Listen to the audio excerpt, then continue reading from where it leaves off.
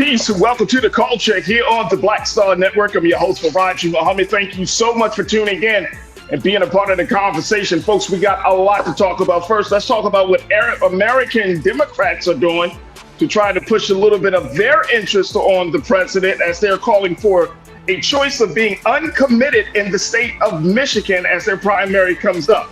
We'll talk a little bit about that. Also, we're going to have a conversation about women in tech and how they are reprogramming the future. We'll discuss that. And of course, it's Monday, so we'll be checking in with Dr. Bridget for this week's Reclaim Your Wellness. So folks, stay with us. It's all happening on today's edition of The Culture right here on the Black Star Network. Let's go.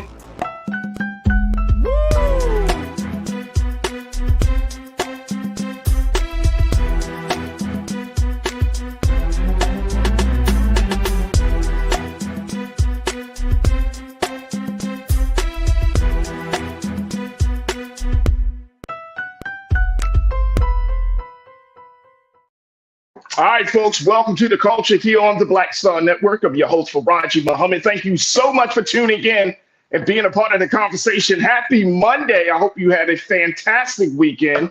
And I'm really, really excited that you are joining me today for these discussions as well. And I can't thank you enough for tuning in as we're streaming on a number of different platforms. Let's talk about them very quickly. We are streaming on our home platform of blackstarnetwork.com. Go to our website today, folks. Download the app for free. Follow us on social media under Black Star Network. And we ask you to put something in the bucket as we are making a way for Black content in the digital space. So just go to our website today at blackstarnetwork.com. Also, we are streaming on Amazon platforms. You can check us out on the Amazon News platform on your Fire TV. We're also on Amazon Prime Video. You can find us there under the Prime Video app under Live TV, The News, or find us on Amazon.com under Prime Video, then Live TV, The News. We're on the Freevee Network, where you can find us on now under News for Black Star Network and Plex TV, 24 hours a day, 7 days a week. Just search for Black Star Network or find us under Live TV and then News and Opinion on Plex TV. Now, we're also streaming on Brother Roland's social media spaces and platforms. So check us out on Big Brother Roland's Facebook page. Check them out there. We are streaming there, as well as Brother Roland's YouTube channel.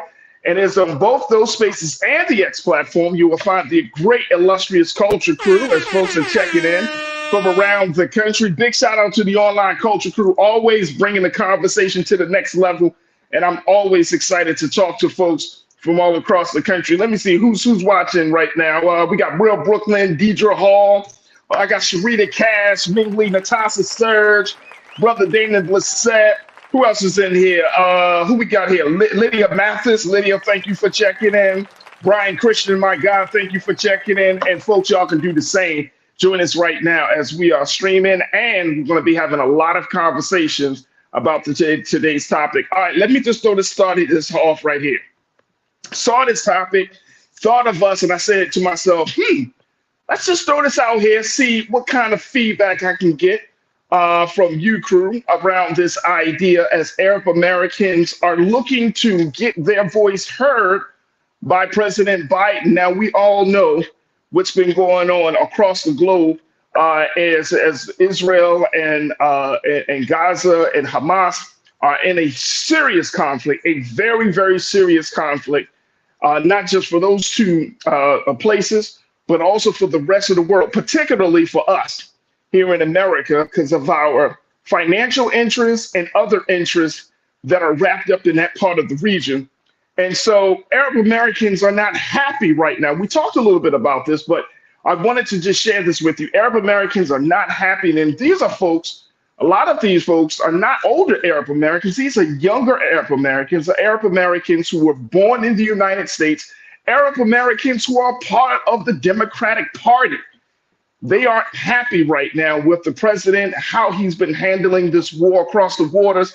And overall, they're just not happy as thousands of lives. We know about that attack on October the 7th, where Hamas attacked Israel. But as a result of that, thousands of those who have been living in Gaza and the West Bank have been lost. Thousands of lives have been lost as a result of that. So because Arab Americans are not happy with how this administration has been handling the situation, they're planning to take their unhappiness to the polls again, longtime Democrats, folks who have voted for Joe Biden in 2020 are rethinking their decision, and they're going to put a little challenge on the table for the administration as they are calling for the choice of being uncommitted in this Tuesday's primary in the state of Michigan. Now, we know that the state of Michigan has the largest population of Arab Americans in the country.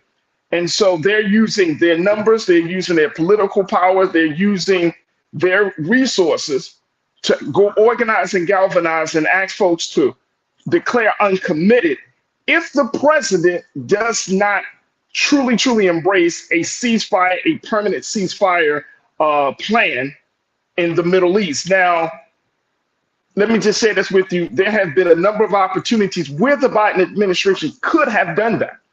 But as a result of the interest there, our support for the state of Israel, the result of the interest in terms of our unconditional support of what's been happening for many decades in that part of the region, it doesn't look like there's going to be a pause or any letting up on any of the attacks that we have been seeing that Israel has been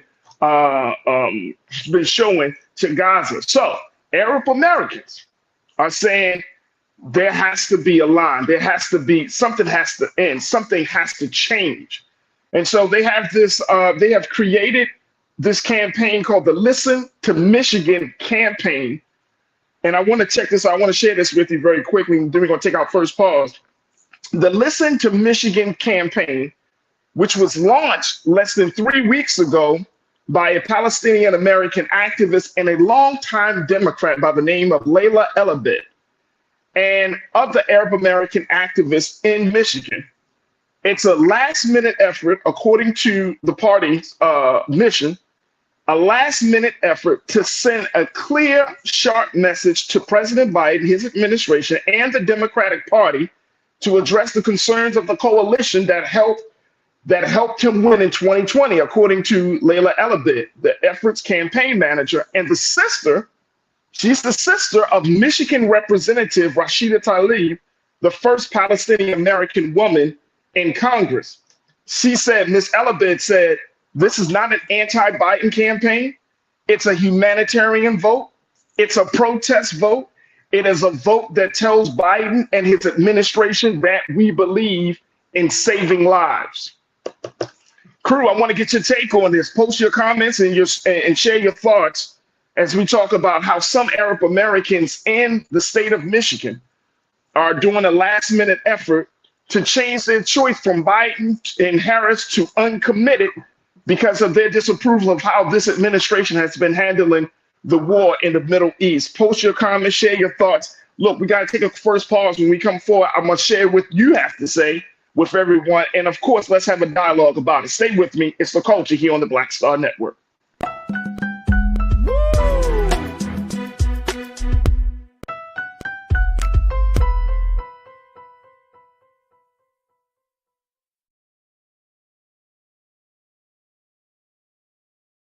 Check this out. Joe Biden and Kamala Harris are investing a record $7 billion into HBCUs. Billions for campus improvements, grants, and debt relief. Billions more for HBCUs. Endless possibilities for us.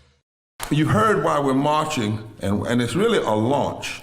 It's not even a march. We're launching. That's right. A 42-week campaign. March the 2nd at 10 o'clock in Raleigh and 33 other state capitals and the District of Columbia.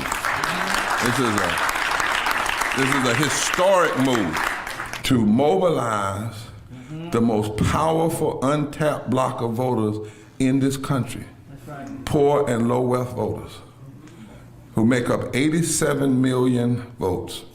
And it's never been tried before. Never been tried before in history. At the same time, the same message, same focus.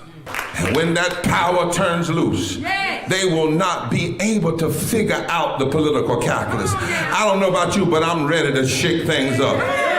I'm ready to get up out of the valley. I'm ready for God to put his spirit on us. I'm ready to be used to change this nation. And what we're saying is, can't we come together? Can't we come together around an agenda? You ain't got to like everything about Rembrandt. You don't have to like everything about Sangria. You don't have to like everything about Long Choir. But can we come together and say it's time to end poverty as the fourth leading cause of death?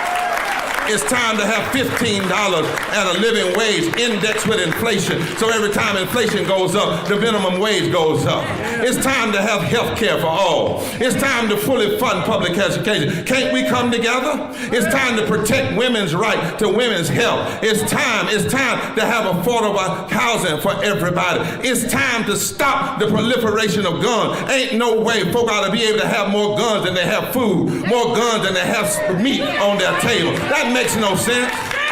Isn't it time for division to be ended and love to take over? Can't we organize around that? Look at your neighbor and say, neighbor, I don't need to like everything about you, but can't we organize for power?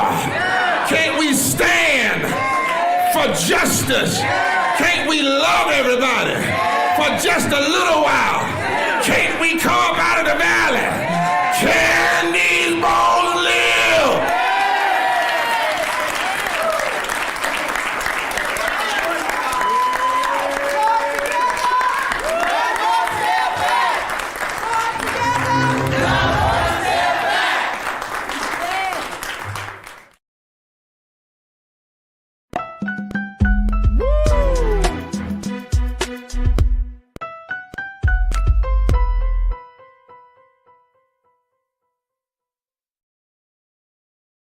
All right, folks, welcome back to The Culture here on the Black Star Network. I'm your host, Farajii Muhammad. Thank you so much for tuning in and being a part of the conversation. We are talking about Arab Americans, how there are a number of Arab Americans who are not happy with President Biden and his administration for the handling of the Israeli-Palestinian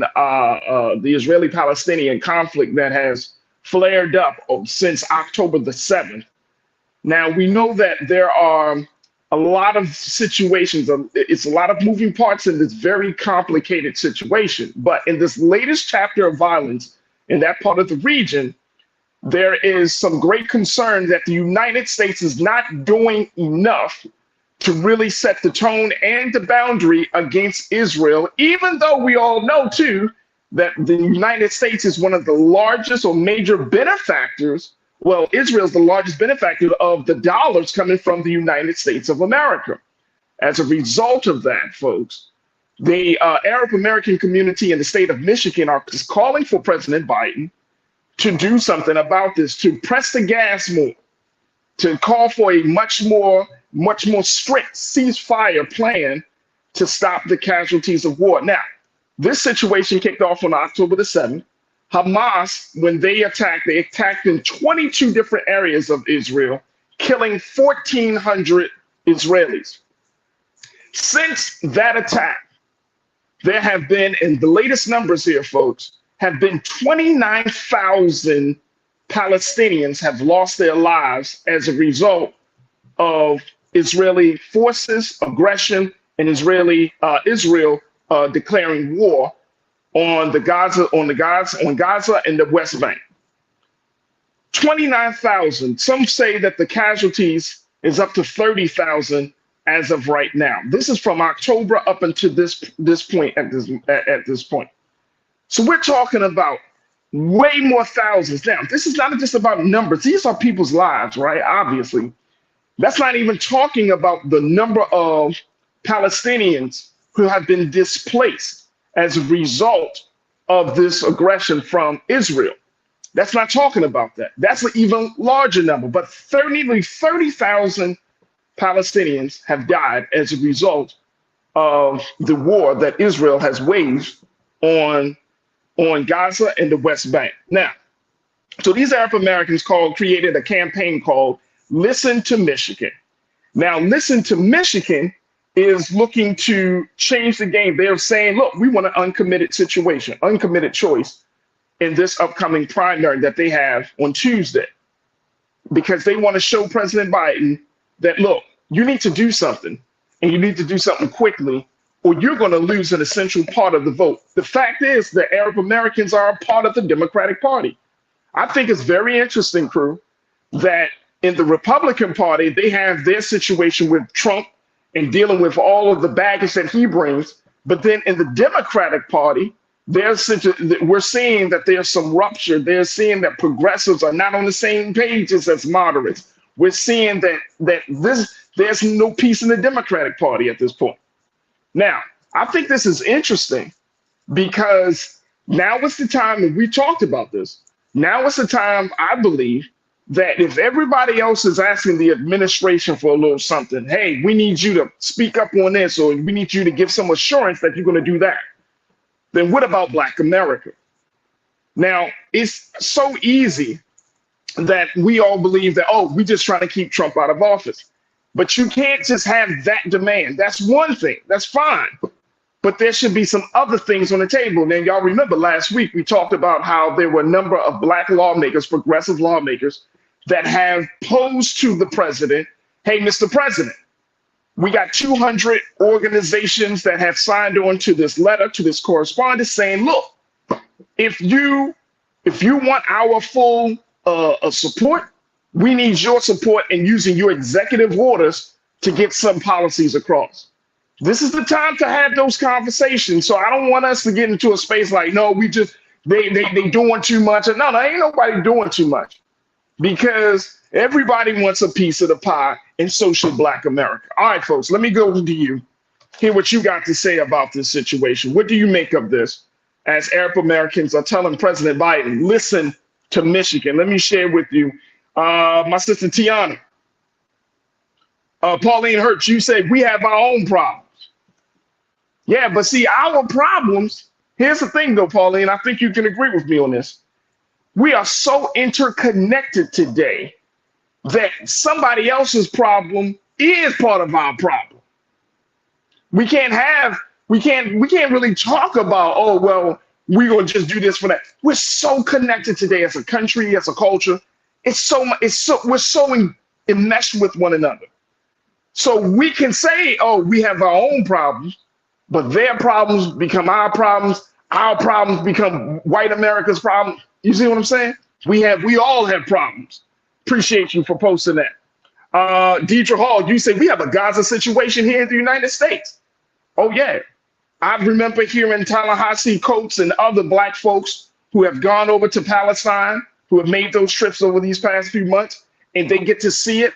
And Ta-Nehisi Coates himself said, it reminded me of segregation. It reminded me of the things that we have experienced in America.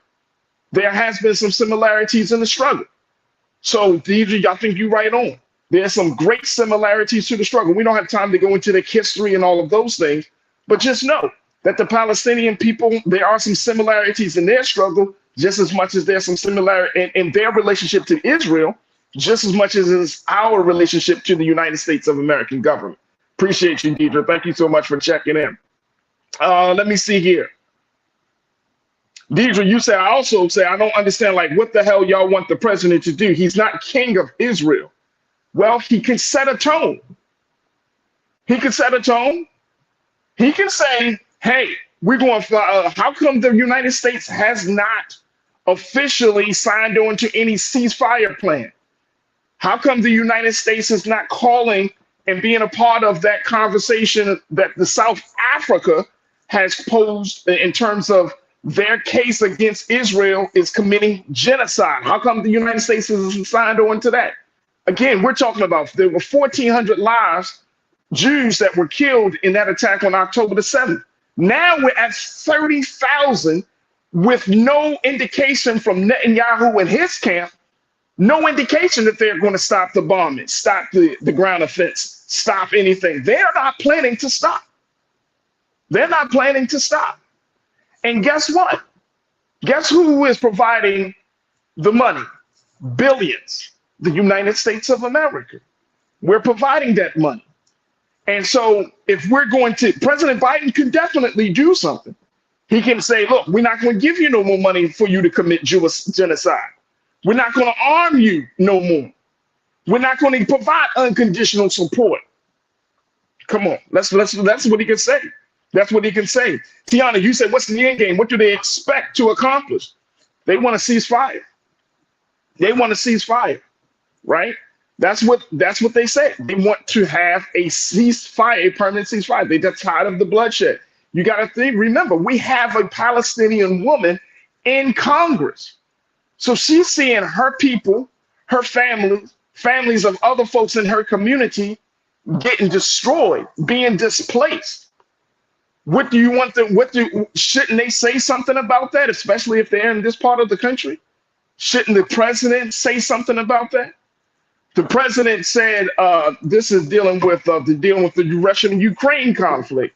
Mr. Navalny, who was just killed, one of the great critics of Russia, who was recently killed, and the president said in his name, we're going to wage some offensives and started releasing sanctions because of one person.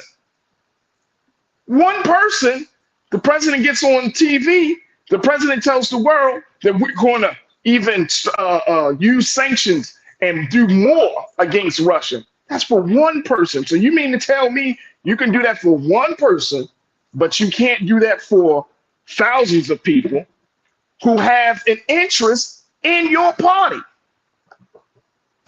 Come on, let's talk about it. Let's talk about it. Who else we got something to say? Aaron.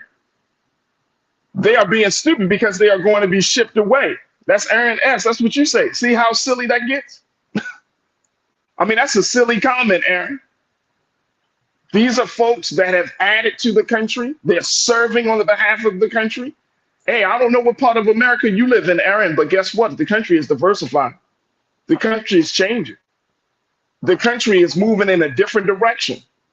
You got a lot of different people in this country. And guess what? This is supposed to be the country that is supposed to serve as the epitome of diversity. That's why we got that great statue in the harbor of New York, right? That's what we're talking about. So I'm not sure what you meant by are they going to be shipped away? Really? If these are American-born individuals, these are first generation Americans who are coming, whose parents came across this water to try to build a better life. But that's the same story affecting you that Europeans went through. You had Europeans coming over here looking for a better life. We don't tell the Europeans that. I remember very quickly, President Trump, he said it, I believe he was talking at a CPAC just recently, just over the past couple of days. He was talking about the border crisis and immigration. And he said he identified 3 areas of the world that he said that they're coming over here and they're destroying our country. This is his word. He said, folks from Asia, folks from who do you think is over in Asia? Let's talk about it. It's talking about the Chinese and the Japanese and those folks, and the Koreans. Folks from the Middle East, we're talking about Arab Americans. And then he said, folks from Africa. He said Asia, the Middle East, Africa. So I'll let y'all just figure it out who he's looking at as being public enemies to the American way of life. All right, let me see if I can get one more in here very quickly before we switch gears.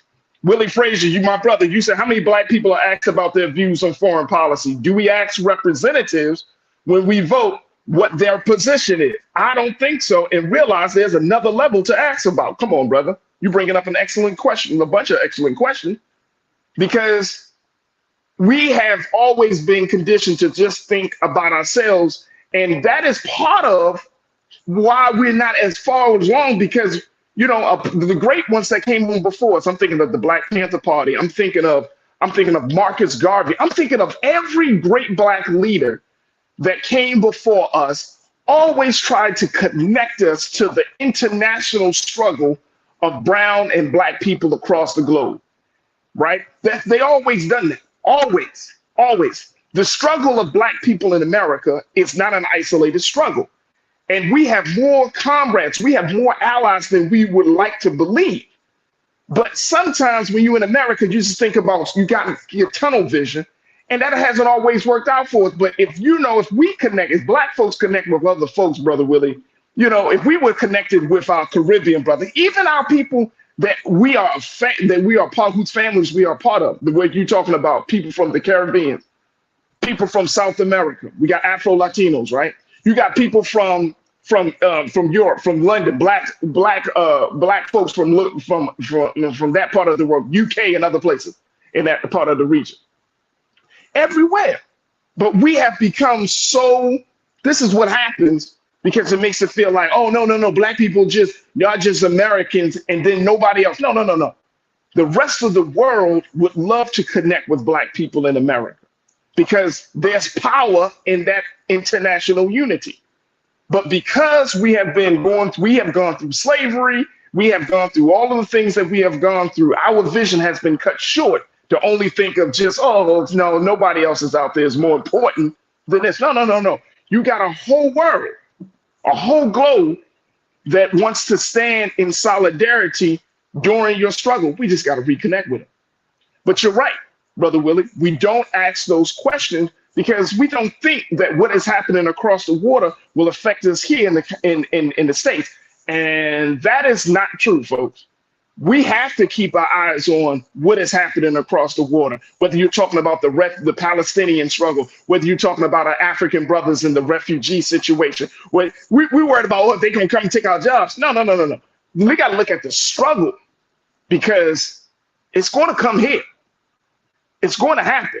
Social scientists, political scientists, and others are saying the things that we're seeing around the country, around this world, is going to slowly make its way to America. And we got to be prepared for that. So I wanted to bring that to our attention. I wanted us to have a little brief conversation. I appreciate the comments from everyone. Look, I got to take another quick pause. When we come forward, let's continue the discussion on the other side. As we switch gears a little bit, we're going to talk about women in tech and so much more. Stay with us. It's The Culture here on the Black Star Network.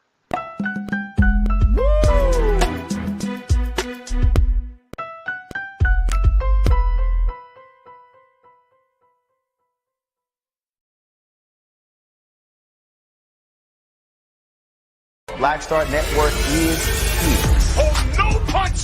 I'm real revolutionary right now. Thank you for being the voice of Black America. All momentum we have now, we have to keep this going. The video looks phenomenal. See, there's a difference between Black Star Network and black-owned media and something like CNN. You can't be black-owned media and be scared. It's time to be smart. Bring your eyeballs home. You dig?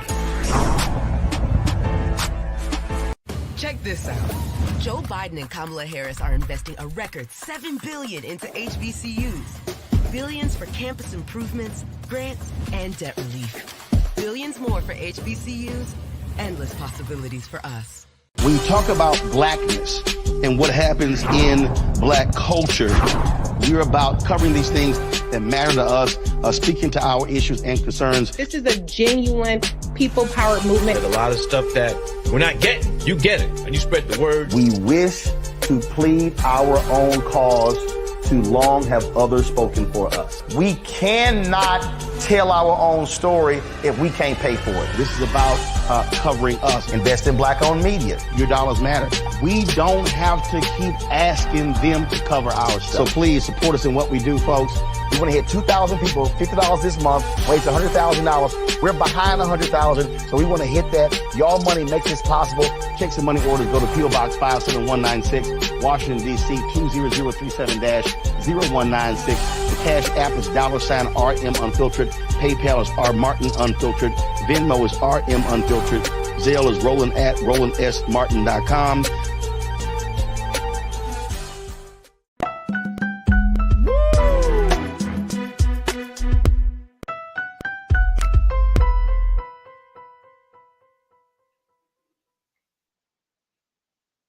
All right, folks, welcome back to The Culture here on the Black Star Network. Let's switch gears a little bit as we talk about foreign policy and foreign affairs. Let's bring the conversation home and talk about technology and figuring out what is going to be the future of technology in our country, given the fact that there is so much diversity that's happening in other places. But technology in the tech world, there's still a lot of sealants that have to be broken. And so my next conversation and my first guest is here to talk to us about how she's doing her part. She serves as the author of the book, Code Your Rising. Code Your Rising. And we're here to talk to her about women in tech and reprogramming the future. So I want to welcome to the airwaves of The Culture here on the Black Star Network, Jasmeet Kaur. Jasmeet, thank you so much for joining us this afternoon. How are you today? I'm good. Thank you for having me. I'm very excited to be here. Absolutely, absolutely. Jasmeet, let's talk a little bit about the work that you do. First and foremost, how did you get into technology? Is that something that you were always interested in, or was that something that you kind of had to grow to love? Talk to us about your technology journey. That's a good question. I have my master's, my education in science, and then because I saw technology has growth, it actually gives me more of a work-life balance because I can work remote. And that's the reason I actually transitioned into technology, into IT and cybersecurity specifically about like 18 years back. So, I knew I had to work hard to make that switch. There was no compromise to a hard work to challenge myself. But, if you keep going, if you're determined, you will achieve your goals. And I think that's all I believed in. So, yes, it was a transition to IT. It's a transition to IT. Now, talk to us about the inspiration behind your book, Hold Your Rising, because you're in a space where you're trying to break through those glass ceilings, right? Especially given a place for women in technology. We know that there is so little women representation in the tech world. So, talk to us a little bit about the inspiration for this book. Sure. Um, in women specifically, we are about 27 to 28%. We are in tech jobs. So there's so much more demand. There is so much growth needed, and we need to bump up those numbers because, if we are at the table, we are there to make policies. We need leadership roles, and we need that mentorship, right, for us to grow. So we can look at to someone who is like us and has achieved so much, even though they had work life balance issues, they had to raise a family, they had to maybe switch gears, take care of their family, their education, everything else, right? So we have to be there to be able to support each other, to be able to mentor each other. And I think this growth is highly needed, that we try to transition. And the technology world, as you know, is changing so fast. So Oh, it's yeah. it's not that, "Oh, okay, I did my education like in a few years back and I'm totally comfortable here." No, I need to keep growing. I need to keep learning. So every 6 months, every year, try to do a certification, learn something new, so challenge yourself and invest in yourself. So I think that Absolutely. is where that is where the key message of the book also is, to understand where you are, understand your core, your strength, your weaknesses, and then build from there. So growth is the message and the guideline of the book too. And I want to say, I mistakenly said Code Your Rising. It's Code Her Rising. So Yes, I it's want to called make that change. Code Her Her Rising. There's the Rising. book right there, folks. And Jasmeet there is the great author of this empowering book about women in technology. Because one of the things that you kind of speak to, and then we're going to take a quick pause, but I want to get your take on this, is that it's not just about the code. It really is about self-respect, that women have to see themselves being barrier breakers way before she even a woman even touches the computer. Like she has to really see herself as being one who is willing to blaze that trail, who is willing to go through the scrutiny and go through all of the garbage that comes with being in a male-dominated industry. So it's all of that first. Talk to us a little bit about that. Why is that important for us to highlight and have a conversation about? Sure, self-respect is the key. If you value yourself, only then others will value you, right? You can be the most beautiful person on this planet, but if you don't value, respect yourself, well, people can really pull you down, right? And you can be literally invisible to them, right? So if Hmm. you know who you are, what are your values, what are your strengths, you really cannot build on that. And that's where you need to have set your boundaries. You just mentioned, I think in the previous talk, you said set your tone, right? Yeah, That's yeah. so important to set your own tone. What is acceptable to you and what is not? What you're going to take in and what you're not going to take in, right? So it's important to identify yourself and then just don't like live in that dream world, but actually have steps, have guidelines, and look for mentors, look for someone who has really done that and achieved, right? So you learn from them. You have to challenge yourselves, have steps for yourself, guideline, a roadmap to achieve your dream. And that is the key. Absolutely. Jasmine, and I want to get your take on this, and then we're going to jump to a break. But are you surprised that in 2024 that we're still having first conversations about women in technology? Is this like, for you, is it like, why are we in this place? Are you surprised by that? I'm not much surprised because Okay. I have so many friends and at my coworkers, when I talk to them or friends in my community, I see we limit ourselves. We keep saying the same story. Oh no, I can't do this. This is hard. Oh, I have to take care of the kids, the family, and this and that. But if you are not going to rise above, you're not creating a good example for the next generation, right? So it's very important to change that definition in your head, saying that, oh, I can't do this and I can't do that. Change those stories in your head and say, yes, I can do it. It's easy, it's doable. It might take me 6 months, 1 year, but I have defined steps. I have small goals that I'm going to achieve, and then you will achieve your goal. So the transition feels scary, but if you are determined, you can achieve it. There it is right there. Look, Jasmine, we got to take a quick pause. When we come forward, I want to still continue the conversation on the other side, folks, as we're talking about women in tech and reprogramming the future. What is going to be the future of technology? More importantly, what is going to be the impact of women in technology? We want you to join us in this conversation. Post your comments on Big Brother Roland Martin's YouTube channel, on his chat as we're streaming live there, as well as on the Facebook page as we're streaming live there. And stay with us. We're going to continue the conversation with Jasmine on the other side here on The Culture on the Black Star Network.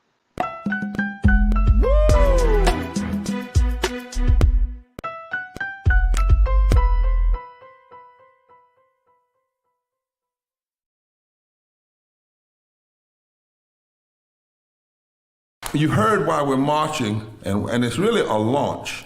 It's not even a march. We're launching. That's right. A 42-week campaign, March the 2nd at 10 o'clock in Raleigh and 33 other state capitals and the District of Columbia. This is a historic move to mobilize the most powerful untapped block of voters in this country. That's right. Poor and low wealth voters who make up 87 million votes.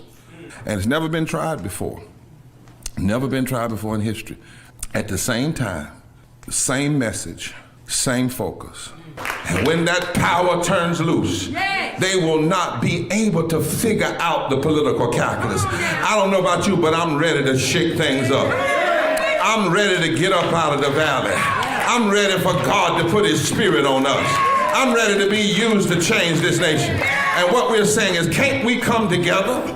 Can't we come together around an agenda? You ain't got to like everything about Rembaba. You don't have to like everything about Sangria. You don't have to like everything about Long Choir. But can we come together and say, it's time to end poverty as the fourth leading cause of death? It's time to have $15 and a living wage indexed with inflation. So every time inflation goes up, the minimum wage goes up. It's time to have health care for all. It's time to fully fund public education. Can't we come together? It's time to protect women's right to women's health. It's time to have affordable housing for everybody. It's time to stop the proliferation of guns. Ain't no way folk ought to be able to have more guns than they have food, more guns than they have meat on their table. That makes no sense.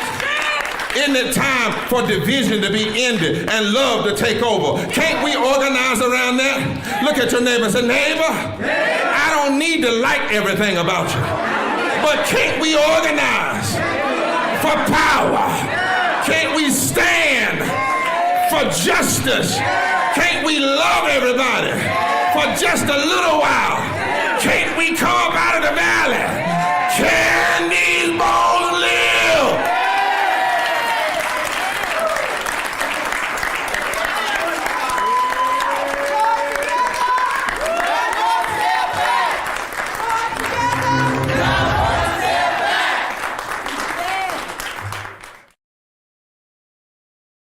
We wish to plead our own cause. Too long have others spoken for us. This is an opportunity for us to be able to speak to our issues. Y'all better understand something real quick. We ain't going nowhere. It is a continual battle that we see all across this country. Revolution will not be televised. The revolution will be streamed. All momentum we have now, we have to keep this going. He makes sure that our stories are told. Roland Martin's doing this every day. You can't be black-owned media and be scared.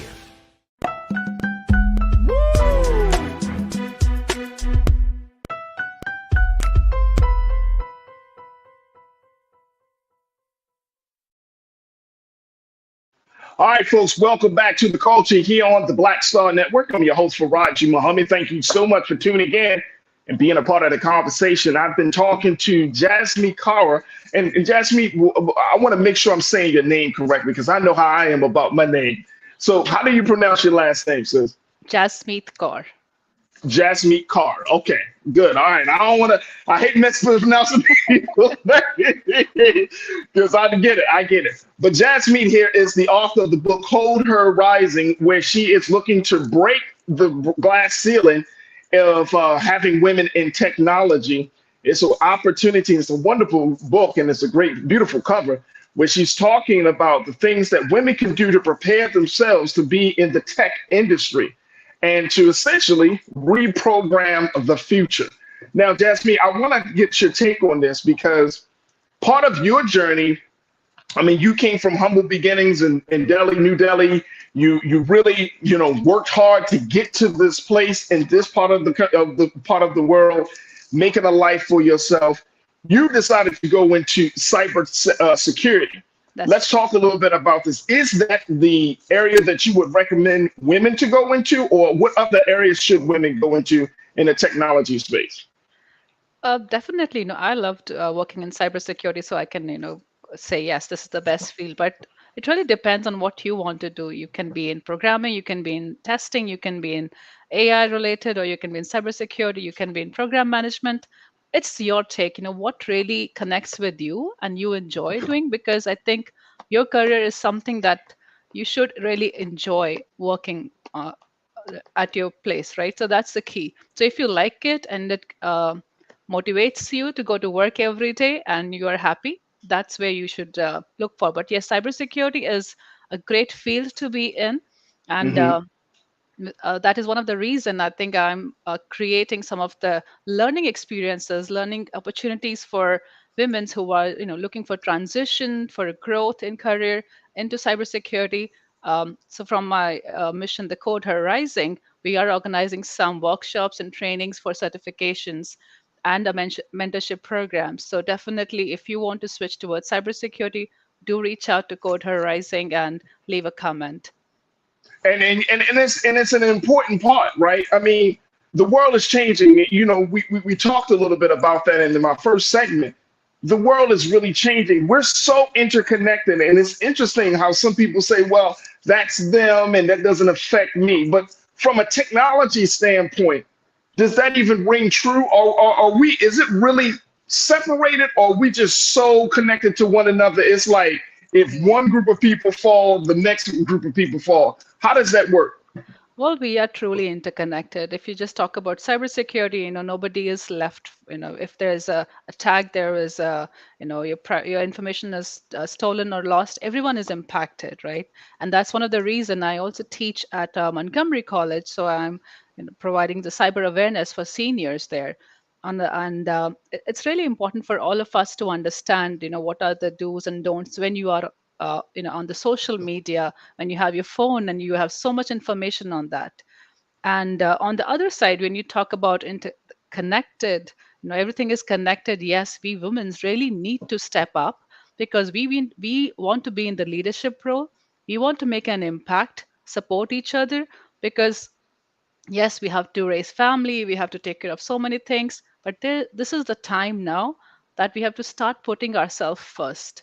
We have to start thinking, yes, for the next generation, if we have policies that support work-life balance, imagine, so many, you'll have more women in the workplace, right? Because sometimes we take a break from work because, we have to raise kids, and then we are so scared to go back to work.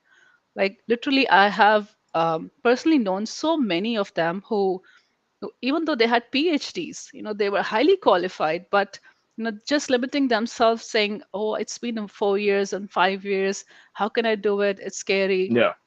Yeah. So yes, we need to set the tone now. We need to set the policies that support women at workplace. They give them the work-life balance, they give them the mentorship program and training opportunities so they can learn and keep up with the pace. One of the things that you mentioned, Jasmine, is that one of the folks that you really admire is Miss Sandberg, who is a part of Meta, or who was a part of Meta. She actually left the company back in 2022. And Miss Sandberg, one of the pioneers, I think, in the social media space for women, has set a tone, is speaking about tone. But what do you see as being the future of technology for women in over the next 5 years, especially given the fact that, we have so many different, I would say so many different elements of technology, from everything from cybersecurity to social media to all these different like networks. And so what do you see as being the future, at least for the next 5 years, and for women in this space? Well, the good news is that the graph is, progressing forward. When you look at, the women in technology numbers from past like 5 years, it's moving upward and slowly, right? But at least there is progress. And I really admire Sheryl Sandberg because you asked me, right? Am I surprised by these numbers? I'm not, because there are people who acknowledge this and who have made a mission of, supporting women, teaching them even to lean in. That is Sheryl Sandberg's movement, right? So she's saying, yes, lean in, step up, take that extra challenge because we're just limiting ourselves. And Right. now, when they are mentors, and now when there are programs that are supporting women, yes, I feel next 5 years these numbers might drastically change. So I'm just crossing my fingers that 5 years from now, if we are from 27, 28% to at least 38% or 40% in technology, because that's where there's so many jobs that are even in cybersecurity. There's such a huge demand of professionals in cybersecurity, and if we can step up and learn, that'll be great. Absolutely. In preparation for today's conversation with you, Jasmine, I came across this article that talks about how some women are starting the process right now at Harvard, for example. They had students from universities from across the country, including DePaul, attend the We Code conference, which is a celebration of women in technology at Harvard University in Boston. And they had all of these younger women being a part of this conference. They just wrote about this piece yesterday, actually. But what's your take on how soon or how young do we have these conversations? Do we talk to our girls, to our daughters, our nieces, our granddaughters? Do we start shaping them and say, okay, if you want to be in this one place, let's say, for example, I'm not trying to be misogynist, but if a lot of girls do want to be in fashion, my daughter loves fashion, and I tell her you can be in fashion, but to offer a different option. So what Harvard and other schools are doing and starting early, how early do you recommend it? They're starting at the college level, but how early should we have girls involved in technology? That's a good question. We need to talk to our girls and get them motivated to be in technology. But I believe more than that, we need to teach them that it's okay to fail, because I feel technology, when you talk about programming at that school level, right? So many of us are scared. Oh, it doesn't work. I don't think I'm fit for it because this programming language doesn't work for me, or that thing I don't understand fully. But challenge yourself. It's okay to fail. It's okay to retry. I mean, Absolutely. right. So, on the basis of even programming and all this technology out there is, you keep trying till you succeed. Don't give up. And also the other, if you have if you read about Reshma Saujani, right, where she says, it's you have to, it's not okay to be just focusing on being perfect, but you really have to be courageous and brave. And that's where I think the message has to be to it's okay to fail, but keep trying. Yes, you can be in fashion, but even fashion And nowadays, you really have to know the technology. You need to That's learn how right. to be on the social media. That's You right. have to know how to connect with everything. So, move like the way we are today, we really cannot live without technology. No, So you're absolutely right. there is You're no absolutely right. escape to learning and moving towards technology, and that's where if you're able to pass on the message, they would understand and they would Yeah, see the need and where it can take them. absolutely. I could probably talk to you this for a whole hour, but I'm trying not to. I gotta, because I got questions, right? I got questions because I kind of follow. I am interested in not necessarily in getting into the weeds of IT and all the details of cybersecurity and everything, but just in terms of the current culture of the current industry, how technology has taken over all of our lives in a major, major way. The conversations that folks are having about the likes of Mark Zuckerberg or the likes of Elon Musk, or these are men who are shaping not just culture, but in some ways public policy, unwritten public policy, right? They're shaping, they have more power. And I've read from everything from the Atlantic to the Wall Street Journal. These are guys that have more power than presidents of countries, just simply because of their technological platforms. And because of the rise of social media, the emergence of AI, what do you feel like we're on the precipice of something good, or should we start to have some different conversations? Say, look, this access to data that we're seeing, that these companies, some of the bigger companies have, this influence that these bigger companies are having on us, it can be really, really problematic down the road. Where do you stand on that? Well, it can go both ways, right? Yeah. You see how technology has connected, has made this world so small, right? You can connect with anyone anywhere, and you can provide a mentorship program somewhere in Asia, somewhere in Africa. You can do all the good stuff also with technology. So I feel like, it is more connected to your intentions. You can learn a lot, you can educate, you can connect, you can build companies and connect to someone overseas, right? But yes, there's another factor to it, and that's where the federal government or the NIST, they're coming up with policies around what is okay to be captured when you say PII information, what is okay and how, what is the retention policy. So there is work in progress because this is something new. So Yeah. I truly trust the government and the federal system to have the policies around those information and data that is captured. But on the other side, yes, we need to educate our seniors or our kids, on how they need to use this technology and what is Yeah. okay and what is not okay to put on social Absolutely. media. Absolutely. Real Brooklyn, you said my Navy career showed me many females, many women in technology that were a lot smarter than their male counterparts because of how hard they had to work in order to prove themselves. Ain't that something? Sometimes working harder than the next person gives you an advantage because you're going to know more and you're going to be able to apply more. And I think that's a great point. Another one of our crew members, Brother Damon, you said let's start with stop being afraid of math, Farajii. Absolutely. There are some, I mean, Yep. sometimes we so caught up in, and I know as a parent, some of that fear, some of that anxiety around a certain topic will cause us to not encourage our own children to go first. It will limit us. Absolutely. It will limit us. So it is important that we do have these conversations. And it's important to recognize that, look, women are here, y'all are here, y'all gonna work harder, y'all gonna work smarter. And guess what? You might as well create a space for you so we can all get further along together. Jasmine, I truly appreciate you and your time today. How can people get a copy of your book, Code Her Rising? It's available on Amazon, so you can go to Amazon and look for Code Her Rising and order from there. There it is right there. Jasmine Carr, thank you so much for being a part of the conversation. And thank you for being so good for the culture, Jasmine. We truly appreciate you. Thank you for having me. Absolutely. All right, folks, we got to take a quick pause. When we come forward, let's switch gears. Let's talk about health and wellness. We check in with our doctor, Dr. Bridget, MD, for this week's Reclaim Your Wellness. Stay with us. It's the culture here on the Black Star Network.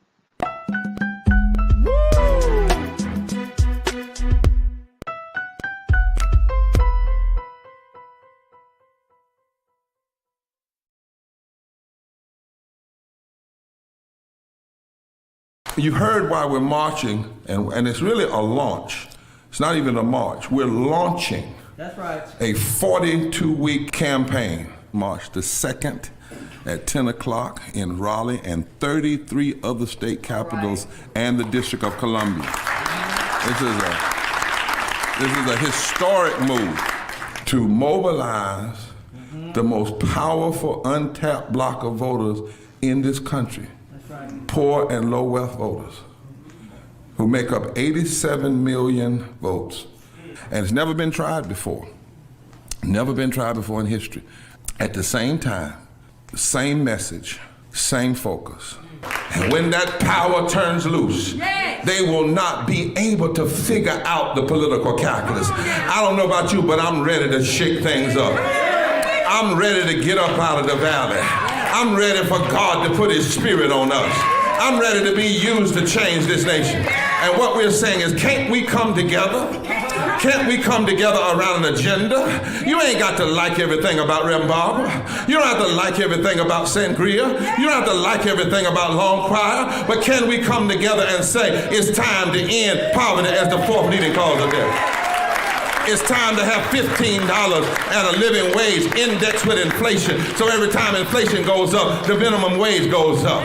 It's time to have health care for all. It's time to fully fund public education. Can't we come together? It's time to protect women's right to women's health. It's time to have affordable housing for everybody. It's time to stop the proliferation of guns. Ain't no way folk ought to be able to have more guns than they have food, more guns than they have meat on their table. That makes no sense. Isn't it time for division to be ended and love to take over? Can't we organize around that? Look at your neighbor and say, neighbor, I don't need to like everything about you, but can't we organize for power? Can't we stand for justice? Can't we love everybody for just a little while? Can't we come up out of the valley? Can these bones live?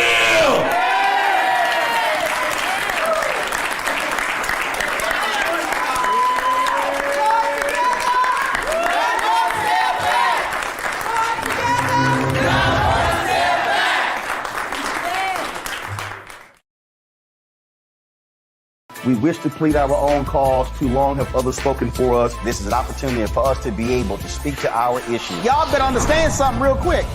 We ain't going nowhere. It is a continual battle that we see all across this country. Revolution will not be televised. The revolution will be streamed. All momentum we have now, we have to keep this going. He makes sure that our stories are told. Roland Martin's doing this every day. You can't be black-owned media and be scared.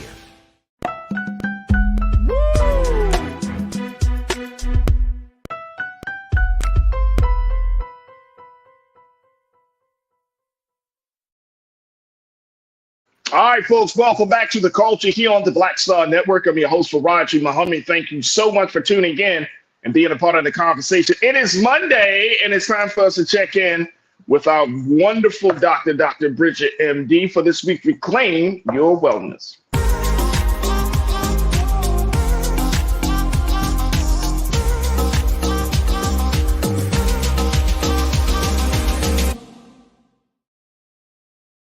Good afternoon, Doc. How are you? Great. How are you today, Farajii? I am good. I am good. Really excited to talk to you because I know you got some good stuff on the agenda for us to discuss. So break it down for us. What's the first thing you wanted to bring our attention to? So, as people know, we pass articles back and forth during the week or over the weekend. And one of the ones that you brought to my attention was, is marijuana bad for health? So this is coming from the Scientific American magazine, and really it's looking at the information that we know thus far about cannabis.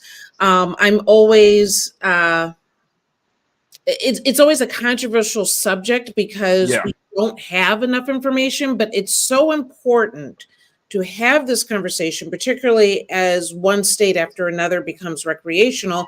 I believe we're up to 24 states right now that are recreational, with I think 30 plus more that are medical, that many times the medical information goes to the wayside when we start to become a recreational state, right? And the fact of the matter is the medicinal aspect of this is really where we all started. It's where we started historically. It's where we've started as each state kind of progresses in this manner. And people are still not getting the information that they should. So I think it's an important article to talk about. And let's talk about that.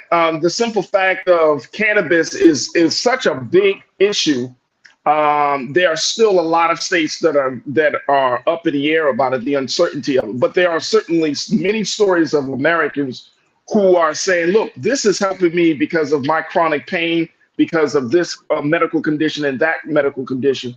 But there's still a lot of unanswered questions. So let's look at this, because one of the big things that people are saying is that people are calling for this to change, or people are calling for new conversations to happen, but there's still not enough evidence to show one way or another. So given that's the current space that we're in, is it like and I hate to use this term, but is it like a crapshoot in determining whether it's good or not? I would never say that it's a crapshoot, mainly because, okay, right now we have about 48 million cannabis users in the US. Obviously, more than we've had in history, right?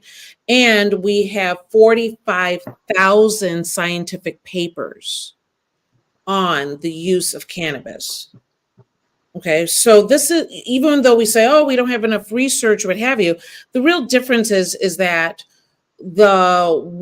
particularly in the US, what we consider the standard, which are controlled, double-blinded studies with a huge amount of people in those studies, has been difficult during the time of prohibition.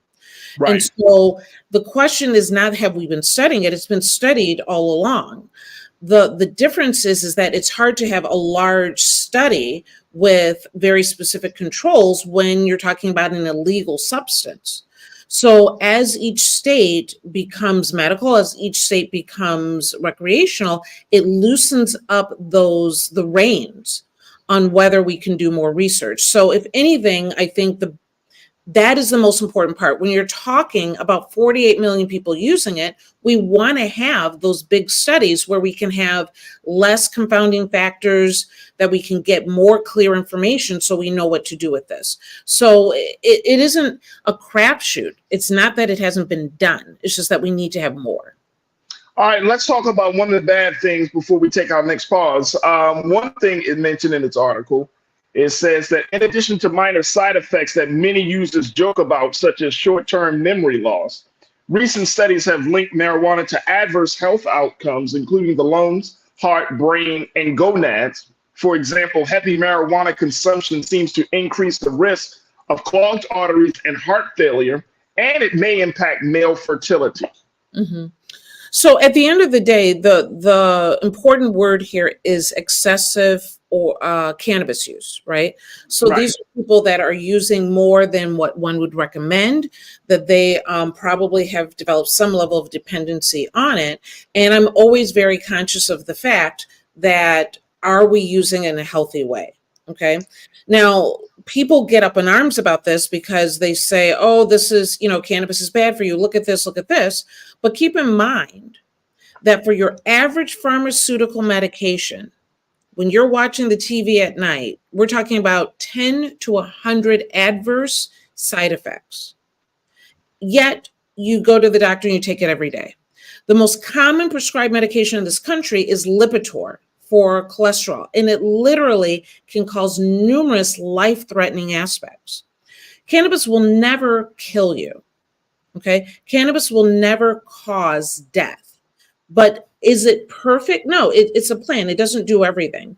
Is excessive use recommended? Absolutely not. It's really important to understand what is your relationship with it so that you're not outweighing the positive aspects that can help your health and actually getting the benefits, that will be most useful for you. So what would you recommend not recommend, but how would you define quote unquote heavy marijuana consumption? Like what is from your view, with heavy consumption? It's funny because I always start a new user at 2.5 milligrams or less. Okay. So your average gummy that you're going to get in most places is probably 10 milligrams. I recommend people cutting them to 4s. It'll save you money and you'll get a better idea of how you're using it. For other people, I even recommend a little bit less. Okay. Okay. And then what I consider getting up into a higher amount is probably going towards the 40 milligrams in a day. Okay. Now, the real truth about this is that for a lot of people, they can use high amounts, they're not getting adverse side effects, and they're actually doing more. So I often look at the pros and cons. If you are more active in life, if you have better health effects and you're doing more goals, then that is a good dose for you. Am I concerned about when you're getting into that 40 milligrams? Of course I am. But I'm really looking at how is it affecting your body? What are your risk factors? Because keep in mind, for any pharmaceutical medication, a high dose for someone might be a low dose for somebody else. How is it affecting your body? That's and crazy. is it helping? That's crazy. People want this, black and white approach to this, but this is why it should stay within the medical realm, meaning that we need physicians that are educated, that understand it, so that they can determine, yes, this is a good dose for you. This is actually too much. This is putting you at risk. And then, and this is what is going to actually make a difference in your life. So to look at this as if cannabis is supposed to be the magic plant, it does some really amazing things that can be incredibly unexpected, but it is not everything. And that's an important thing for people to realize. No, that's very important. We got to take a quick pause. When we come forward, let's continue to talk about the good and the bad around cannabis use.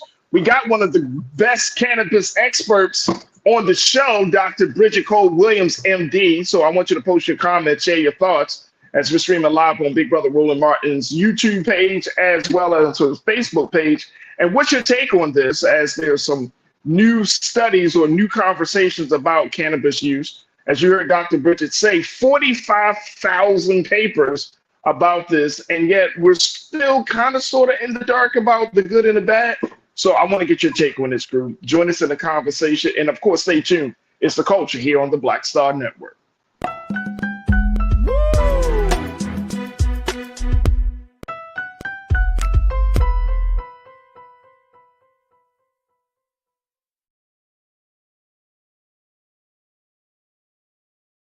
Check this out. Joe Biden and Kamala Harris are investing a record $7 billion into HBCUs. Billions for campus improvements, grants, and debt relief. Billions more for HBCUs. Endless possibilities for us.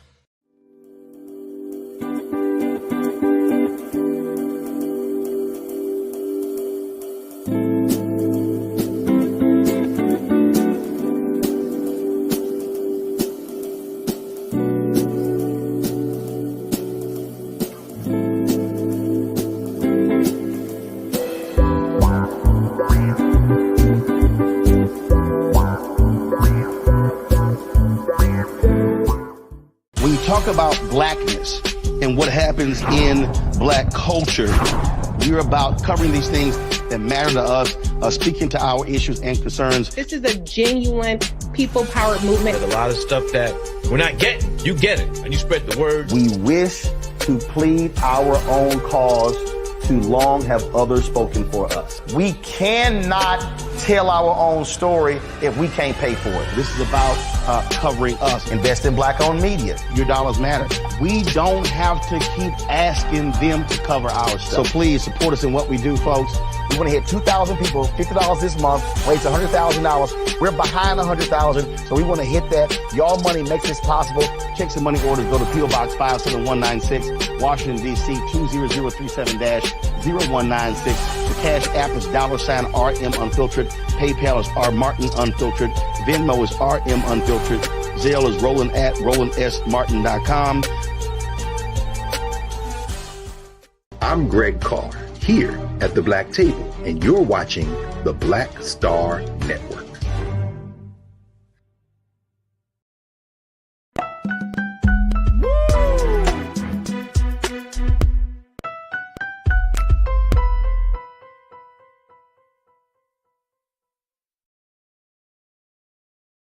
All right, folks, welcome back to the Culture here on the Black Star Network. I'm your host, Farajii Muhammad, and I've been talking to our chief medical expert, Dr. Bridget Cole-Williams, MD, for this week's Reclaim Your Wellness, as we're talking about how good and how bad cannabis may be based upon a new study or a new article that was featured in Scientific American, where it's saying that, look, the jury is still out, even though there have been numerous studies done about cannabis, and there are a number of states that have legalized it for medicinal purposes. The fact remains that there are still some unanswered questions about the long-term impact on this. And of course, as we are talking about cannabis, we had to talk to Dr. Bridget about this. She is the author of the book Courage in Cannabis, both Volume 1 and Volume 2, where she highlights stories of people who have actually benefited from cannabis use outside of the traditional medical treatment that they have for chronic issues, chronic medical issues, folks. And so we are talking to her about the pros and cons of the situation. And I want you to join us as we have these discussions. Post your comments on the chat as we're streaming live on Brother Roland's YouTube channel, as well as on his Facebook page. All right, let me go to the crew. And you know, once you bring up cannabis to the crew, the conversation gets real interesting, to say the least. I'm ready.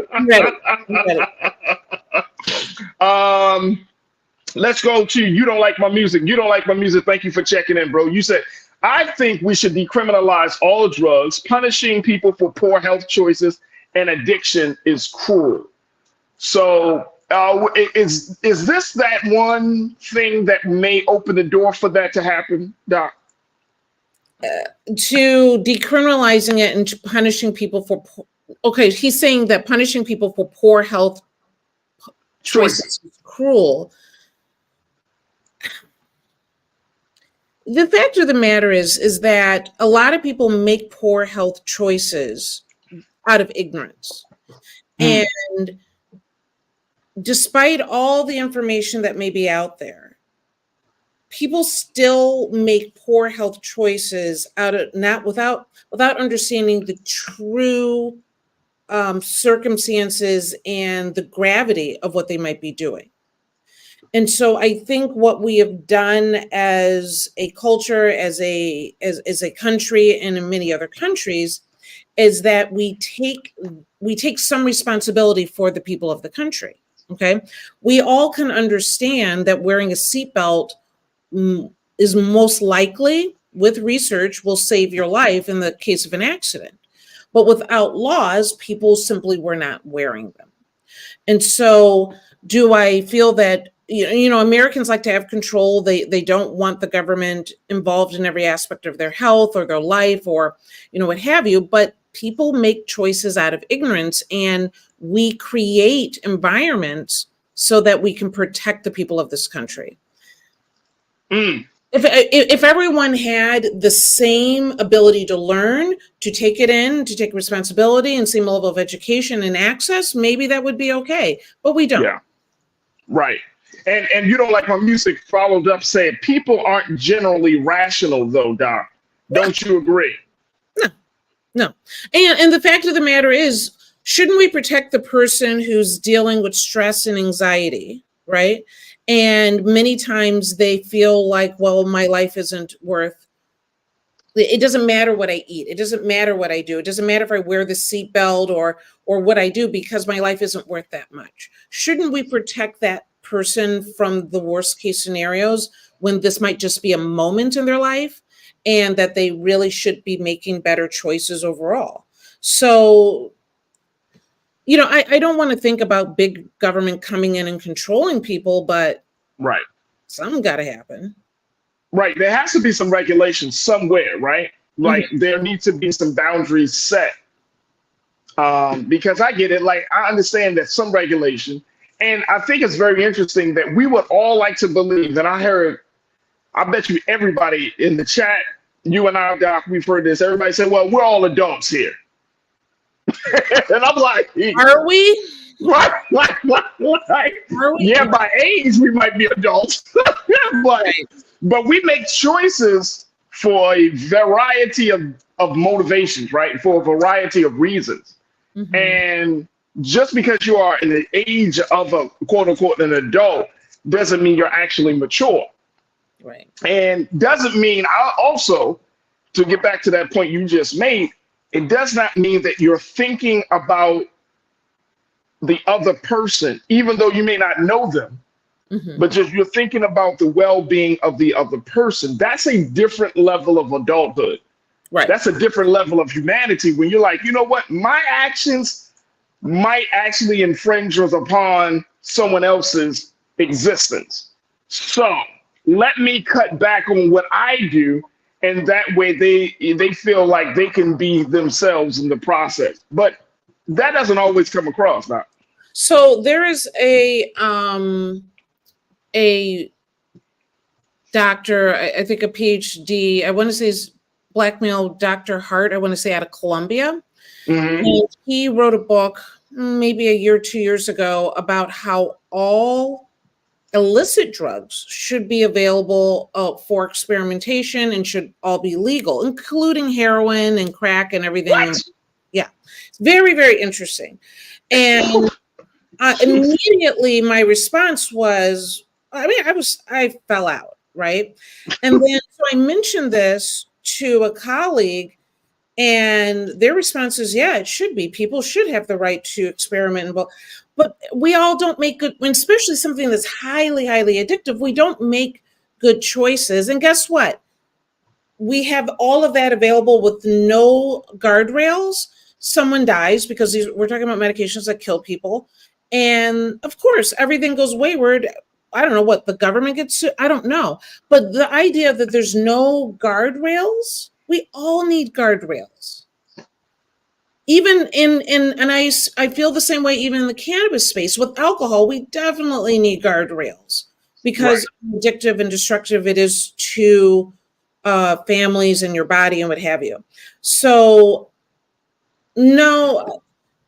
But and I know we got to take a quick break, but that right there, that statement that you made about guardrails, needing guardrails, it just made me think about the fact that I think we see ourselves way higher than we actually are in some cases. Because we look at it and say like, no, I have complete control. And it's like, no, you don't. Yeah, that's like you know what I'm saying? Like you don't. Some people's weakness is sugar. Some people's weakness is drugs. Some people's weakness is a certain type of lifestyle and all of these things, right? So it's not, I don't want to say weakness, but they have a greater proclivity to experience that, right? And it's like, as human beings, even though we are adults, it's like we're still learning how to live. We're still figuring out, like, wait a minute, I can't just do anything that I want. It is possible for me to lose control. Right. Yeah, we need the guard. The fact of the matter is we all think we're above all that until it happens, right? And we all think we have these abilities sitting on our couch that in reality we don't. Like, I believe, why shouldn't I play for the NBA? Because I know I could have made that shot, right? Like, that's the mentality that we have sitting on our couch, but in reality, we don't necessarily have the ability to control things the way we think. We don't have the ability to be some of these things that we might see on TV, or to control addiction, or to know what our like you said, our weak point might be until we already have crossed it. So this is a place where we control the situation. Someone controls the situation for you. It doesn't mean that you can't overdo it. It doesn't mean that you can't do what you want, but you have to go out of your way. Like, even I believe, like in the movie theater, I don't know if you're supposed to be getting a cup this big. And I was at the movie theater with my kids, and I ordered, I think, a medium. And when that thing came and it was this big, that little teenage boy heard my mouth, and I was like, he did not deserve that, because he's just working his $8 an hour job. But it should, if you want to drink that much sugar, you should have to go back, miss part of the movie, and go and, drink some water. get some water, let the make it with that much sugar, or you have to go and buy another one. And look, and Doc, I am so happy that you brought that up. We got to take a quick pause, but Lana spoke about this, and I want to get your take. She was making the point. Lana said a lot of our choices are social driven. Mm-hmm. So I want to kind of get your take on this, because as much as we might say, oh, I have control, or more importantly, oh, this is my decision, is it really? Or is this a socially informed, culturally informed decision based upon who you are, where you came from, the network of folks that you're a part of, all of those things? So I want to get your take on that. Folks, we're continuing the conversation with Dr. Bridget on the other side for this week's Reclaim Your Wellness here on The Culture on the Black Star Network. We'll be right back.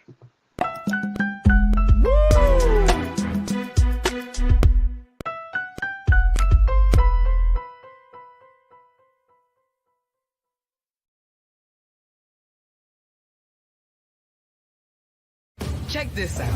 Joe Biden and Kamala Harris are investing a record $7 billion into HBCUs. Billions for campus improvements, grants, and debt relief. Billions more for HBCUs. Endless possibilities for us. You heard why we're marching, and it's really a launch. It's not even a march. We're launching a 42-week campaign, March the 2nd at 10 o'clock in Raleigh and 33 other state capitals and the District of Columbia. This is a historic move to mobilize the most powerful untapped block of voters in this country, poor and low wealth voters, who make up 87 million votes. And it's never been tried before. Never been tried before in history. At the same time, the same message, same focus. And when that power turns loose, they will not be able to figure out the political calculus. I don't know about you, but I'm ready to shake things up. I'm ready to get up out of the valley. I'm ready for God to put his spirit on us. I'm ready to be used to change this nation. And what we're saying is, can't we come together? Can't we come together around an agenda? You ain't got to like everything about Reverend Barber. You don't have to like everything about Sangria. You don't have to like everything about Long Choir. But can we come together and say, it's time to end poverty as the fourth leading cause of death? It's time to have $15 and a living wage indexed with inflation. So every time inflation goes up, the minimum wage goes up. It's time to have health care for all. It's time to fully fund public education. Can't we come together? It's time to protect women's right to women's health. It's time to have affordable housing for everybody. It's time to stop the proliferation of guns. Ain't no way folk ought to be able to have more guns than they have food, more guns than they have meat on their table. That makes no sense. Isn't it time for division to be ended and love to take over? Can't we organize around that? Look at your neighbor and say, neighbor, I don't need to like everything about you, but can't we organize for power? Can't we stand for justice? Can't we love everybody for just a little while? Can't we come out of the valley? Can these bones live?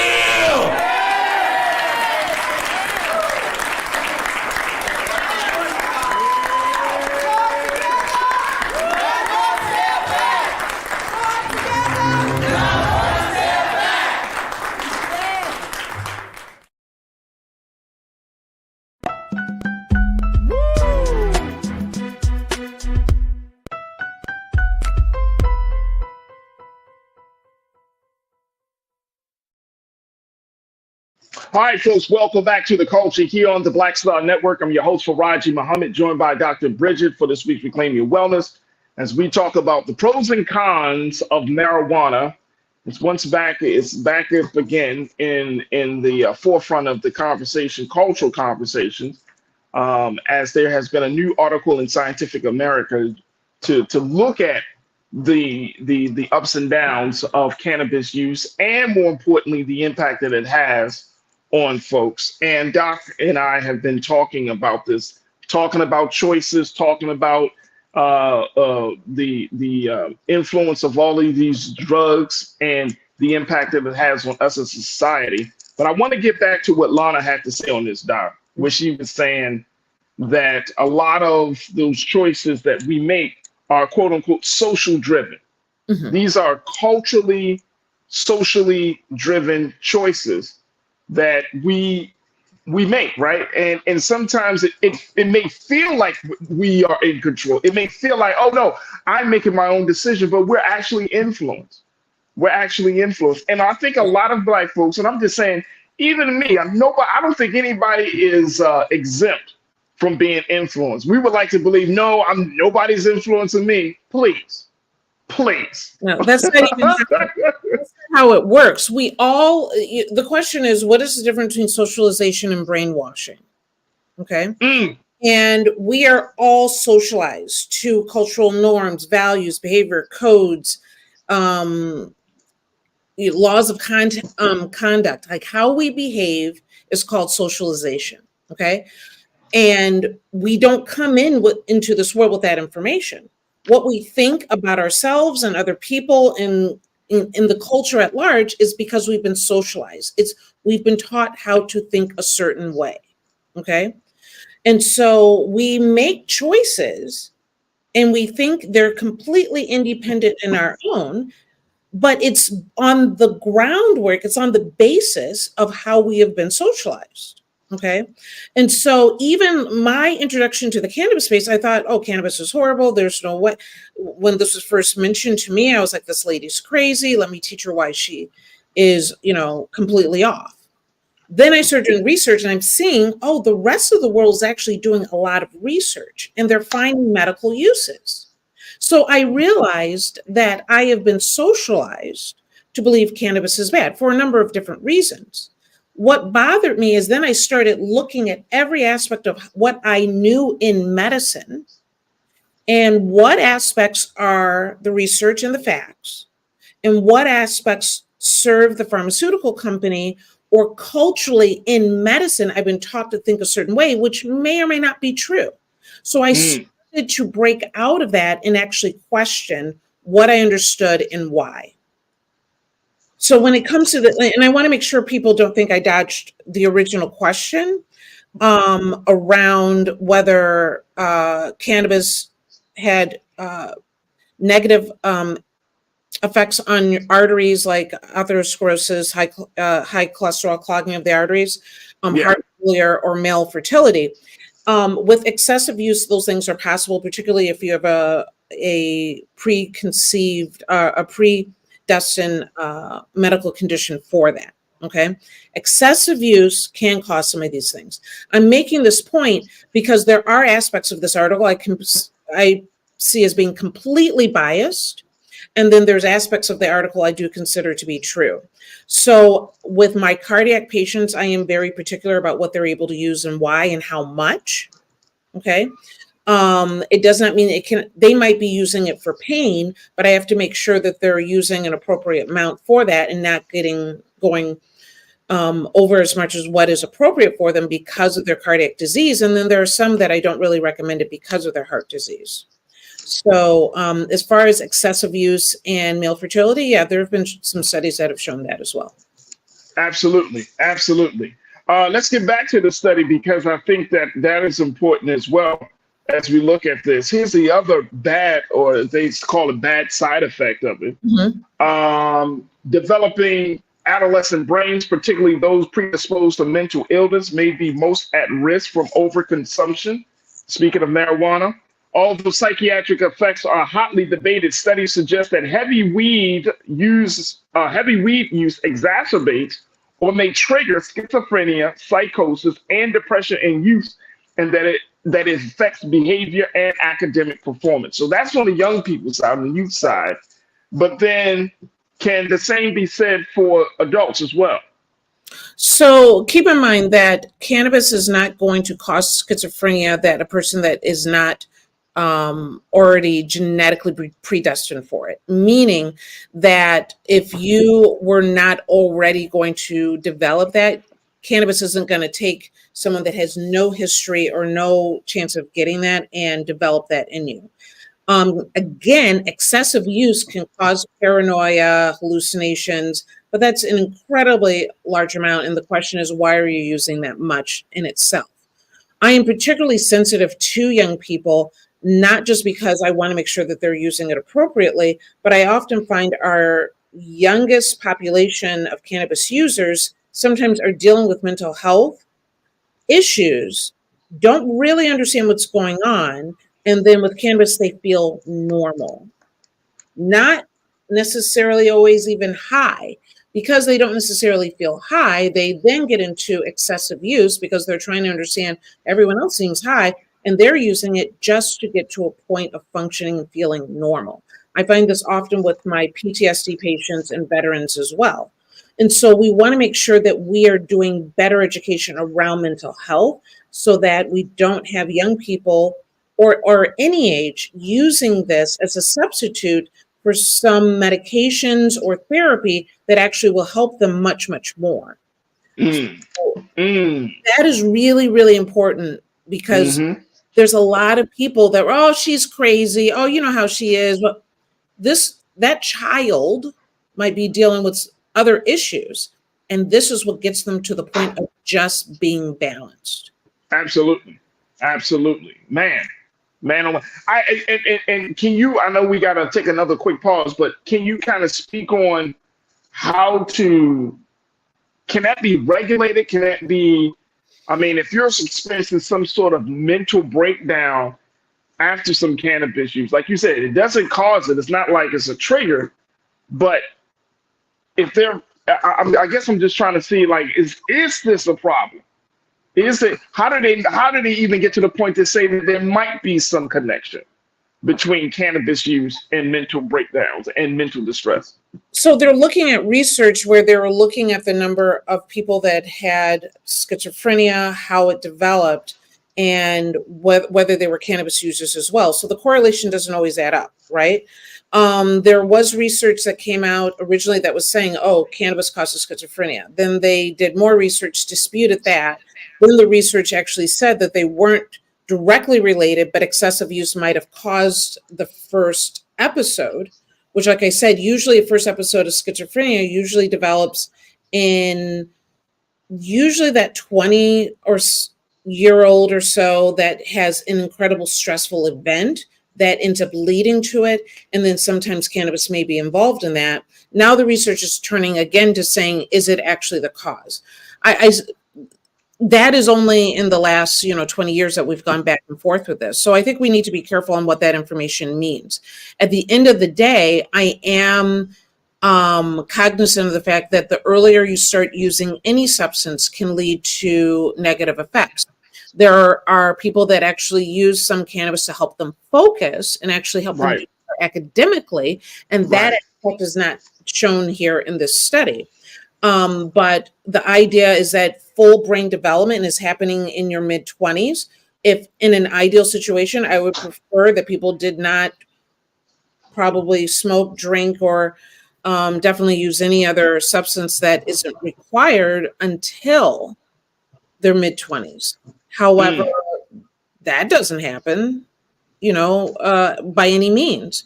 And so it'd be nice if we could wait until full brain development. With my pediatric patients, it's a pro and con.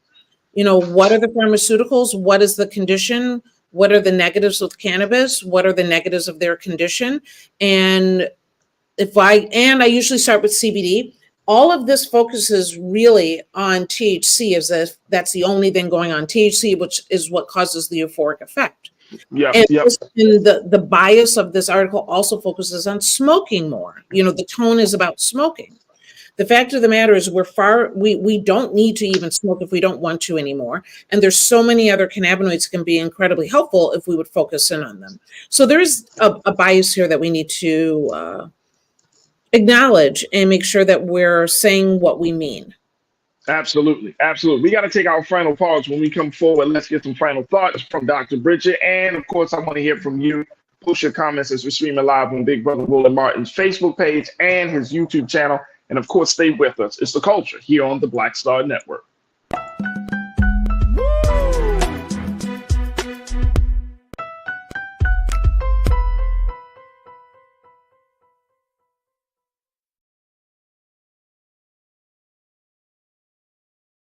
Black Star Network is here. Oh, no punch! I'm real revolutionary right now. Thank you for being the voice of Black America. All momentum we have now, we have to keep this going. The video looks phenomenal. See, there's a difference between Black Star Network and black-owned media and something like CNN. You can't be black-owned media and be scared. It's time to be smart. Bring your eyeballs home. You dig? Check this out. Joe Biden and Kamala Harris are investing a record $7 billion into HBCUs. Billions for campus improvements, grants, and debt relief. Billions more for HBCUs. Endless possibilities for us. When you talk about blackness and what happens in black culture, we're about covering these things that matter to us, speaking to our issues and concerns. This is a genuine people-powered movement. There's a lot of stuff that we're not getting. You get it, and you spread the word. We wish to plead our own cause. Too long have others spoken for us. We cannot tell our own story if we can't pay for it. This is about covering us. Invest in black-owned media. Your dollars matter. We don't have to keep asking them to cover our stuff. So please support us in what we do, folks.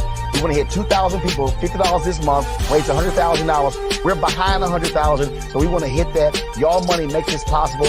Checks and money orders go to P.O. Box 57196, Washington, D.C. 20037-0196. The Cash App is $RM Unfiltered. PayPal is R Martin Unfiltered. Venmo is RM Unfiltered. Zelle is Roland at RolandSMartin.com.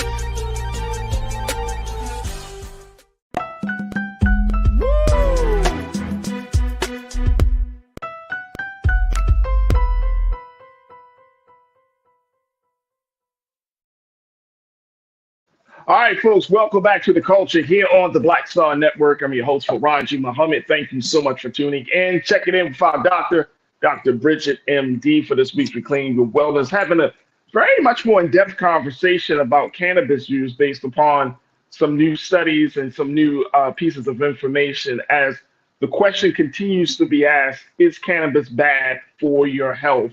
And, you know, Dr. Bridget, you know, listening to you, not just talking about the research, but also talking about the personal stories and the experiences that you've had from people, whether you're talking about those experiences in your book of Courage in Cannabis or in other places. It's like it still comes down to the user making their own decision about how to move forward. Because I'm a true advocate that as much as you might have laws, policies, data, research and studies and all of that, that probably moves just a small number of people. But that's not the driving force for why people do or don't do something. I don't think those things are on, you know, I think they play some role in it, but I don't think they're the driving force. I think it just comes down to where that person is, how they see it, whether it's, you know, as Lana said, it's social driven, it's culturally driven. These are those type of, I feel like this is like one of those conversations. But the thing is, at the end of the day, I agree with you. There is the social aspect of it, but it's still medicine. It's still medicine. It's still medicine. And people need to understand what it is, how to use it. And the fact of the matter is we have a ridiculous amount of elderly people in our country living in pain. That people assume, we're talking about, oh, cannabis isn't that well researched. The fact of the matter is opioids aren't that well researched. And because of our experiences around opioids and the side effects that it causes, a lot of older people refuse to use it. So they literally are living their latter years of their life in pain. If this can be helpful, and it doesn't mean you have to even use THC with it, or you can use it in a way so that it's balanced and they aren't even dealing with euphoric high. I am concerned about older people living alone that might be, for falls or just feeling slightly disoriented or what have you. They never to be high ever, okay? But our people should not be living in pain. We cannot get there if we can't get beyond the stigma and understand that we think certain things because of the way we've been socialized and sometimes simply brainwashed so that we do not do as well. Absolutely. And you know what? We got to include, in much as these social drivers for the usage, pain reduction is probably if not the number one motivation, probably number two, at least number three. I can't, like, we're in so much pain, and that could be physical pain, it can be emotional pain, it could be mental distress. Like, we are in need of something to alleviate us from the burden and the pain of living this life, right? And I think that people are always looking at, and I think that's like natural desire, right? And you know, for many, many years, I would say, well, why do people do certain things? And after studying people and after studying myself, Doc, I just came to the understanding, like, you know what? I get it. I get it. But it's something that you just said that I think that is something that we can't just gloss over. That this is a medication. You're going to need to have some professional opinions about the usage of this if you decide to do it. And more importantly, having conversations and looking at the pros and cons of this. Just because this is your body, this is your health, right? And this is the name of the segment, is Reclaim Your Wellness. So this is going to require you to be intentional about how you're going to live your life, and understand that if you live your life one way, there's some consequences. If you live your life another way, there's going to be some effects to that as well. And I think that if nothing else from this conversation is that folks understand that your health is not in the hands of the government, it's not in the hands of Biden and Harris and anybody else. This is literally in your hands, in the sense that, of course, you can't control everything. We can't stop certain circumstances from coming into our lives, but essentially, this is in our hands. We're the ones that are putting the fork to our mouths. We're the ones that are ingesting certain things. We're the ones that are living in certain conditions. This is the stuff that is in our hands, in our power. You know, I always say that if you are going along with the way that our American culture is pushing things, what's on TV, what have you, you're probably not going to be doing as well. The way it's true, because nothing again, but if you're watching the Burger King commercial, if you're looking at, all the excess that the chips, the cookies, the crack, there are things that we have in this country, other countries will not even sell to their people, will not even have them available because of what's in it. And yet there we are walking around the grocery store and aisle after aisle after aisle of items that are not going to be good for you or keep you healthy.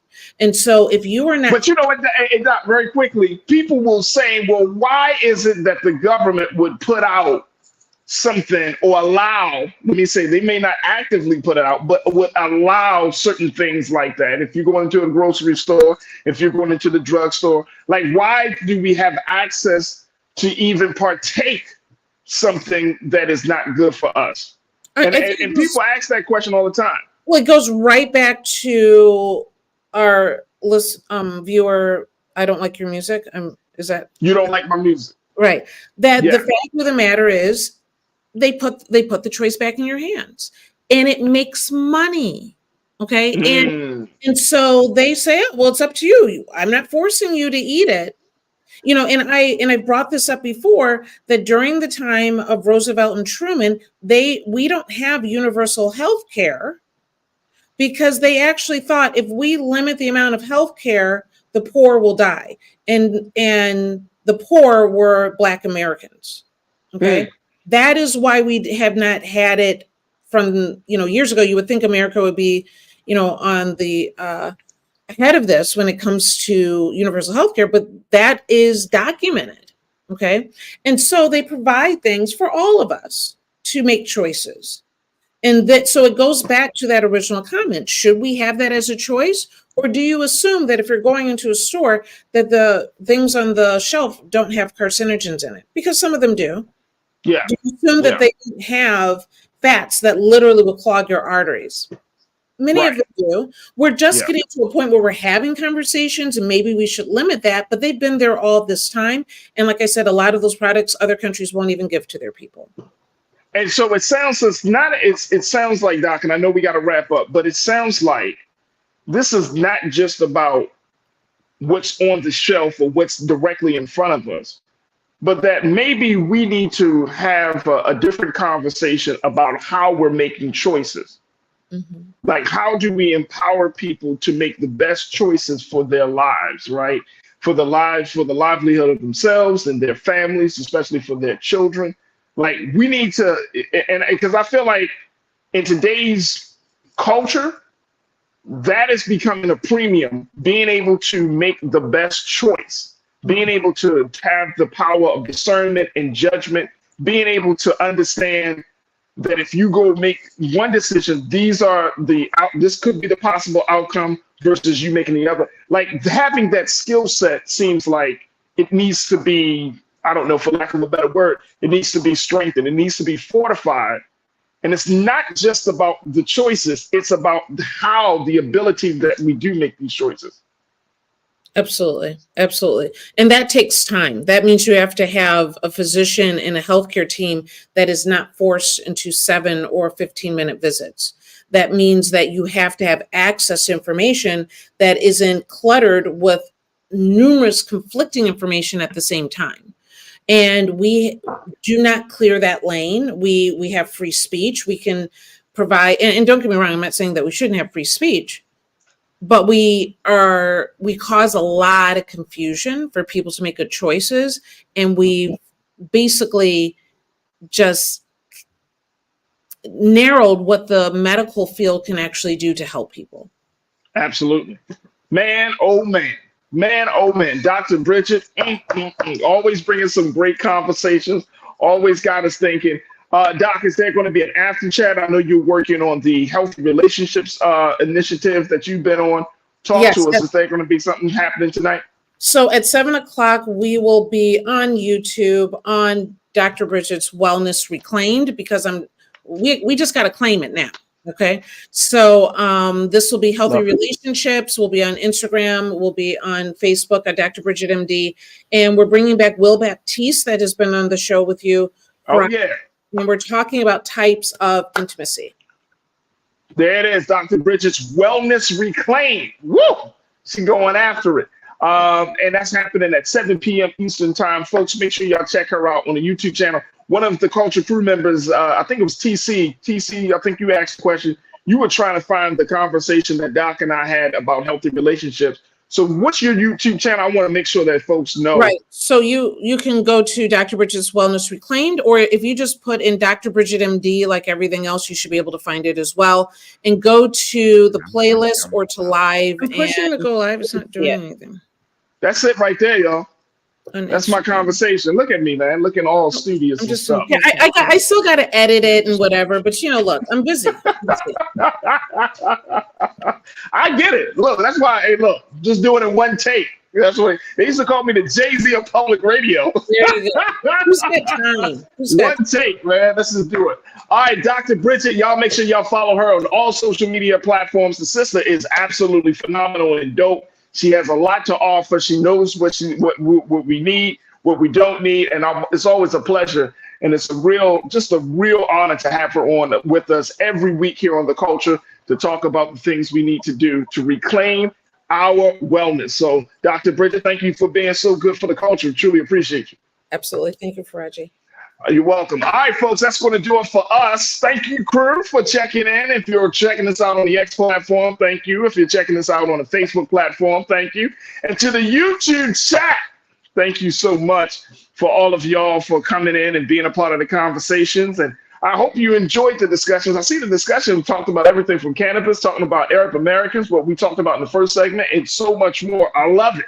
I love it. Let's keep the discussions going. Make sure you do your due diligence. Support us here at Black Star Network. Go to our website today at blackstarnetwork.com. Download the app for free. Follow us on social media at Black Star Network. Also, if you have an opportunity, give us a little something, something. We're looking for donors, financial donors, to support us in this powerful movement that we have right now. Big shout out to Margaret Jarrett. She is another fantastic donor. She has just donated, and she's now officially a part of the Bring the Funk fan club at a level 1. So, Margaret, thank you so much. And I'm so happy that you were inspired by the show to give something to us today. We truly, truly appreciate you. And folks, let's not stop giving. even though we are enrolled and embroiled in all of the stuff that we're doing, your support matters. It absolutely matters. You know, if we don't have your support, not just in watching us, but also in putting something and being an investor and stakeholder in this thing can't thrive, and we want it to thrive for the culture. All right. So I appreciate y'all for doing that. Also, follow me on social media at The Real Farajii. You can check me out on IG at The Real Farajii, at Farajii on the X platform, and at Farajii Muhammad on Facebook. All right, folks, that's going to do it for me. Big brother Roland Martin is up next, 6 p.m. Eastern time. As always, never be afraid to challenge what's wrong. Stand for what's right while being yourself in the process. Tomorrow, man, oh man, I got a very special guest that's going to be joining me, a sister, a dynamic sister. She's the author of the book, Imagine Freedom, that's going to be dropping next week or the next week or so. And this book right here, Imagine Freedom, the sister is Rahel Tetfamaria, my sister, my colleague, my comrade. She's going to be joining us tomorrow, God willing, to talk about how we can transform pain into political and spiritual power. Woo! Trust me, folks, y'all don't want to miss that conversation with me and my sister Rahel, and of course, with you as well. So that's going to happen tomorrow here on The Culture. All right, thank you so much for tuning in. As always, never be afraid to challenge what's wrong, stand for what's right while being yourself in the process. God willing, we will be back tomorrow for another exciting edition of The Culture right here, only here, exclusively here on the Black Star Network. Talk to you soon. Peace.